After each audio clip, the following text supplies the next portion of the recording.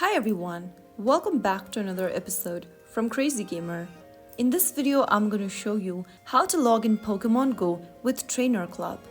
To log in Pokémon Go using the Pokémon Trainer Club account, first of all, open up the Pokémon Go application on your smartphone and then when you see the screen, tap on Returning Player. From the login options, tap on Pokémon Trainer Club option. Click on Continue and this will take you to the access.pokemon.com website.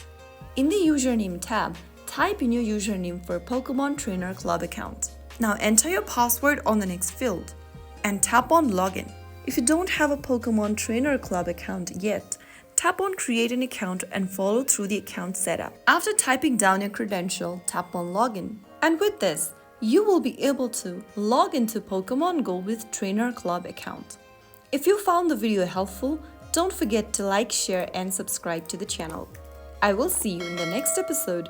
Thank you for watching.